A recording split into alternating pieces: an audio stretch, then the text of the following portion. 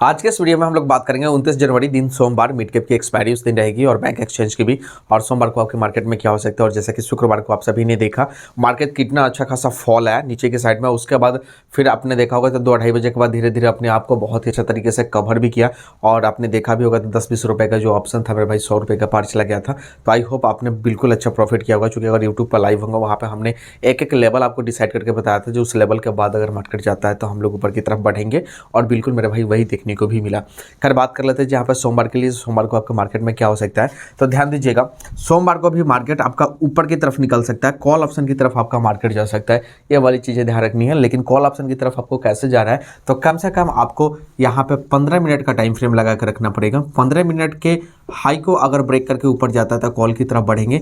और एसएल जो रहेगा इसके लो के पास में रहेगा आपका एसएल। ये वाली चीज़ें ध्यान रखना, क्योंकि देखो 15 मिनट का जो टाइम फ्रेम का कैंडल रहेगा, ये फर्स्ट कैंडल आपको देखना है। टाइम फ्रेम आपको 15 मिनट पर सेट करना है, निफ्टी, बैंक निफ्टी या मिड कैप का। और फर्स्ट कैंडल को देखना है, जो इस हाई को अगर ब्रेक करके निकलता है तभी जगह कॉल ऑप्शन की तरफ बढ़ेंगे। और उसके लो के पास में ये जो लो रहेगा नीचे, इसके पास में अपना एसएल लगा कर रख सकते हो। और किसी कारण से अगर लो को भी ब्रेक करके मार्केट नीचे आता है ना, तो पुट ऑप्शन की तरफ बढ़ेंगे, लेकिन थोड़ा सा स्कैल्पिंग करते हुए बढ़ेंगे, क्योंकि पुट ऑप्शन की जाने की पॉसिबिलिटी थोड़ी कम रह सकती है।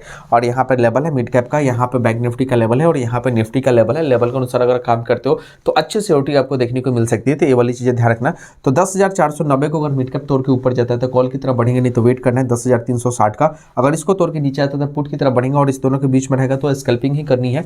और 45,300 को अगर तोड़ के ऊपर जाता है तो कॉल की तरफ बढ़ेंगे और 45,500 तक जा सकता है। और 44,800 को अगर तोड़ के बैंक निफ्टी नीचे आता है तो 44,590 तक आ सकता है। और इस दोनों के बीच में रहेगा तो स्कैल्पिंग आपको करनी चाहिए। और निफ्टी की बात करते हैं यहाँ पे, तो 21,490 को अगर निफ्टी तोड़ के ऊपर गया तो कॉल की तरफ बढ़ेंगे और 21,580 तक जा सकता है।